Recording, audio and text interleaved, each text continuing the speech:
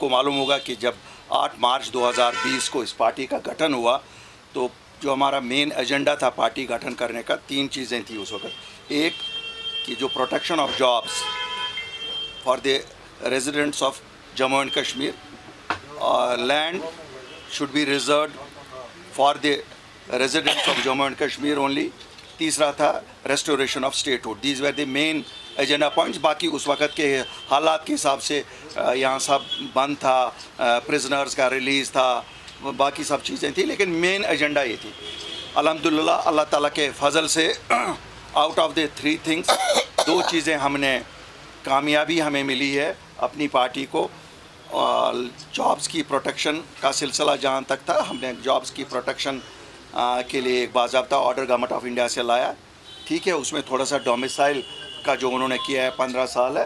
अल्लाह के फजल से जिस वक्त सरकार यहाँ बनेगी उस वक्त हम एक तो restoration of permanent residence PRC जो हमारी थी वो भी करेंगे, और दूसरा this tenure would also be increase. लेकिन प्रोटेक्शन तो है कि जम्मू कश्मीर के बच्चे ही जम्मू कश्मीर में जॉब ले सकते हैं, सरकारी जॉब्स। नंबर 2, ज़मीनों का 95% का प्रोटेक्शन है। खाली इंडस्ट्रियल यूज़ के लिए जो पहले लीज़ पे होती थी अब वो खरीद सकते हैं, लेकिन 95% which is agriculture and land can not be bought by non residents other than the state of Jammu and Kashmir और the UT of Jammu and Kashmir, whatever you may call. तीसरा है रेस्टोरेशन ऑफ स्टेटहुड। आज हमारी मीटिंग थी, दोनों खित्तों में meeting थी, जम्मू में भी और यहाँ पर भी। सभी हमारे ओहदेदारान मीटिंग में थे।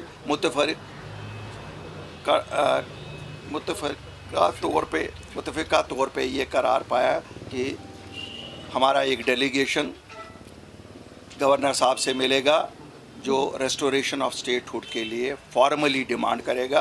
बिकॉज़ आपने देखा होगा पिछले 3 महीने से हम लोगों में हैं, लोगों की तरफ से भी इस डिमांड की तायीद की गई है। हम ये गवर्नर साहब को करना चाहते हैं, और जो गवर्नमेंट है, गवर्नमेंट को हर एक डिस्ट्रिक्ट में हमारी डिस्ट्रिक्ट कमेटियाँ जाके डिस्ट्रिक्ट मजिस्ट्रेट्स के थ्रू या DCs के थ्रू हम वहाँ से भी फॉर्मली सभी 20 डिस्ट्रिक्ट से ये भेजेंगे। So we want to register and achieve this statehood जो हमसे छीना गया है 5 अगस्त 2019 को। दूसरी जो मेन अहम बात हम आज आपसे करना चाहते हैं कि आपको मालूम है पिछले 3-4 महीने में काफ़ी प्रिवेंटिव डिटेंशन्स हुई हैं। पहले कहा गया कि साहब टूरिज़म का सीज़न है तो हम चाहते हैं कि लॉ ऑर्डर यहाँ ठीक रहे। फिर कहा गया कि यहाँ साहब अमरनाथ यात्रा है, उस पर बड़ी हाइप दी गई। अल्हम्दुलिल्लाह अल्लाह ताला का शुक्र है, मैं अपने लोगों को मुबारकबादी देता हूँ। ये जम्मू कश्मीर की लोगों की वजह से कामयाब हुई है यात्रा या टूरिज़म सीज़न। अमन अमान बिल्कुल ठीक रहा, और जैसा कहा जाता था ये वही अनासर हैं जिन्होंने कभी सही तर्जुमानी नहीं की कि जम्मू कश्मीर के हालात की। उन्होंने हमेशा कहा कि साहब यहाँ तो कुछ होने वाला है, और उसमें हमारी इकॉनमी को भी तबाह करते हैं और हमारे बच्चों को भी परेशान करते हैं। तो काफ़ी सारे बच्चे प्रिवेंटिव डिटेंशन में बंद हैं। हम आज मांग करते हैं LG साहब और जो ये इंतज़ामिया यहाँ की है कि उन बच्चों को छोड़ा जाए। किसी का बाप 94 में उस थॉट के साथ था जिस थॉट को आज गुनाह माना जाता है।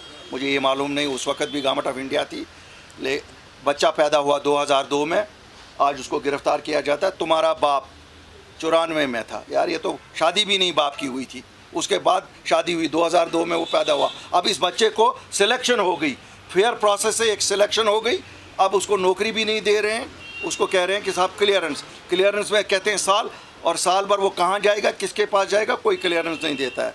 तो आज हम ये भी मांग करते हैं this draconian system should and. क्या रिश्तेदार, कोई किसी का रिश्तेदार कहीं मिलिटेंट रहा है उसको भी बंद कर रहे हैं, उसको कह रहे हैं कि नौकरी नहीं तुझे मिलेगी। फिर क्या इन बच्चों को हम फिर इनको को बोलो लाल चौक में एक आजकल उठा रहे हैं, ये लाल चौक को कुछ कर रहे हैं। अब हमें तो मालूम नहीं है कि उन लोगों से तो पूछते नहीं हैं। फिर फांसी का एक फंदा बनाए, हम बच्चों को कहेंगे आओ चढ़ो इस फांसी पे, क्यों? उनके लिए तो और कोई फ्यूचर नहीं रखा इन्होंने। उन बच्चों ने अपनी मेहनत से इनके कॉम्पिटिटिव एग्ज़ाम्स में बैठ के कामयाबी हासिल की। अब उनको कहा गया साहब नहीं, आपको क्लियरेंस लानी है। लानी किसे क्लियरेंस? पहले जिन लोगों से क्लियरेंस लानी है उनको क्लियर होना चाहिए, क्लियर करना भी है या नहीं। उनका तो शायद दिमाग का ऐसा चलता है कि क्लियर ही नहीं करना है। जब नहीं करना है तो या तो अगर कहीं किसी मंदिर पे चढ़ावा चढ़ाना है या मस्जिद पे कुछ दे देना है वो भी बताएं हमें। हम अपने बच्चों को कहेंगे कि भाई साहब आपको बेड़ू कहीं चढ़ाना है, कहीं पे कोई और चीज़ चढ़ानी है चढ़ावे में, फिर आपको क्लियरेंस मिलेगी। क्योंकि ये बूथ मुझे पता नहीं कितना बड़ा है जिस बूथ से ये हम सबको डरा रहे हैं और हमारे बच्चों की ज़िंदगियाँ ख़राब कर रहे हैं। तीसरा, शर्म की बात है, कॉम्पिटिटिव एग्ज़ाम्स कहा जा रहा है ट्रांसपेरेंटली कर रहे हैं। हम मानते हैं, हर एक बात मानते हैं, हम क्या करेंगे? आप लोगों की भी ज़बान बंदी है, आप बात नहीं कर सकते हो, हम आपकी मजबूरी भी समझते हैं, वरना आप तो चीथड़े निकाल देते इस पूरे सिस्टम के, लेकिन आप भी मजबूर हो, बात नहीं कर सकते हो। इम्तिहान आपने कंडक्ट किया, रिज़ल्ट आपने निकाला, आपकी गवर्नमेंट, आपका सिस्टम, फिर कहते हो साहब ये तो चोरी थी। 3 साल लगे इस बच्चे को, इसने इम्तिहान दिया, इसने पढ़ा, इसने इम्तिहान पास किया, 1 साल के बाद आपने रिज़ल्ट निकाला। रिज़ल्ट निकलने के बाद शायद आपको अपने मनपसंद की परसेंटेज नहीं इसमें आई, फिर आप कहते हो अब ये भी कैंसिल, फिर दूसरा भी कैंसिल, फिर तीसरा भी कैंसिल। सरकार सफ़र कर रही है, इंजीनियरिंग डिपार्टमेंट्स में इंजीनियरों की कमी, पुलिस डिपार्टमेंट में पुलिस फोर्सेस की कमी, बाकी आप देख रहे हैं अकाउंट्स असिस्टेंट्स के साथ क्या गर्ज, मतलब कहने का है क्या है ये अंधेर नगरी है यहाँ, जिसको इनको जो मर्जी है किसी को ठप्पा लगा देते हैं चोरी का, किसी को ठप्पा लगा देते हैं ईमानदारी का। अब हम इनको चोर कहें कि ईमानदार कहें, ये मुझे पता नहीं है, आप लोग तो फैसला ना कर पाएंगे। क्यों? जो 4th पिलर ऑफ डेमोक्रेसी था वो तो पहले ही बैठ चुका है, आप लोग तो बिल्कुल बैठ चुके हो। क्यों? आपकी मजबूरी है, आपकी मजबूरियों में आप कुछ नहीं कह सकोगे, लेकिन हम तो कहेंगे क्यों, हम तो पब्लिक रिप्रेजेंटेटिव हैं, हमें तो लोगों के लिए निकले हैं घरों से। तो मैं आपकी वसातत से समझता हूँ आज आप इसको हाईलाइट करेंगे और एक दिन ज़रा करिए, सरकार के ना मानिए, क्योंकि ये हमारे मुस्तकबिल का मसला है। आज इसको न्यूज़ में हेडलाइन भी बनाइए, आज इसको अखबारों में भी हेडलाइंस बनाइए, क्योंकि ये आपके बच्चे भी है, ये आपकी स्टेट भी है जिसको हम मांग रहे हैं। ये हम सब के भविष्य का सवाल है, ये हमारी पहचान का सवाल है, ये हमारे उन बच्चों का सवाल है जिनका कोई गुनाह नहीं किया हुआ है। तो मुझे उम्मीद है आज you will do an extra effort to see that this voice is raised with full force. Thank you. देखिए साहब, मैं तो 370 और 35 से सुप्रीम कोर्ट में है, मैंने तो कुछ नहीं उस पर, मुझे मालूम है, मैं जज्बात में नहीं बोलता हूँ, मुझे पता है वो सुप्रीम कोर्ट फैसला करेगा। अल्लाह करे जज साहिबान के दिल में रहम आ जाए, वो वही फैसला करें जो जम्मू कश्मीर के लोग चाहते हैं। तो मैं तो उस पर बात नहीं कर, लेकिन स्टेट हुड तो इनका वादा है, होम मिनिस्टर साहब का वादा है, प्राइम मिनिस्टर का वादा है, कर लीजिए ना रिस्टोर, हमारी पहचान तो रिस्टोर करिए।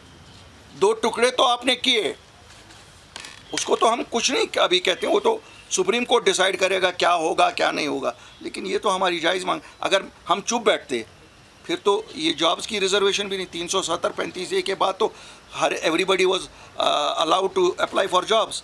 लेकिन जब हम लोग निकले, मेहनत की ना, उसी के लिए निकले ना, इसीलिए तो हम पब्लिक रिप्रेजेंटेटिव है। अगर अपनी पार्टी की पहचान आज है, अगर अपनी पार्टी को आज मानता जानता कोई है, वो इसीलिए है ना, क्यों ना हमने 370 का बोझ वहीं रख के फिलहाल नौकरियों को तो बचाया, ज़मीनों को तो बचाया।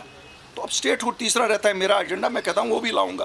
370 जब आएगा फिर उस वक्त 370 मुझे भी मिलेगा, जम्मू वाले को भी मिलेगा, सबको मिलेगा, वो तो कोर्ट करेगा ना डिसाइड। वो इनसे मांगना ना मांगना, ना मैं उन बेवकूफ़ों में हूँ कि मैं कहूँगा कि साहब मैं लाऊंगा।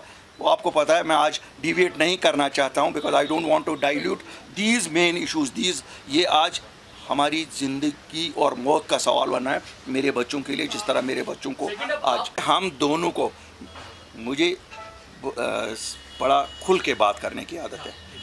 जज भी मैं ही, मुलजिम भी, यहाँ तो मुलजिम भी यही, वकील भी यही, जज भी यही, ये तो सब कुछ है ना। यहाँ किसको पता है? मुद्दी भी यही, यहाँ किसी को पता नहीं कौन एग्जीक्यूट करता है, कौन ऑर्डर करता है, कौन रोकता है। Do you know, is there any transparency?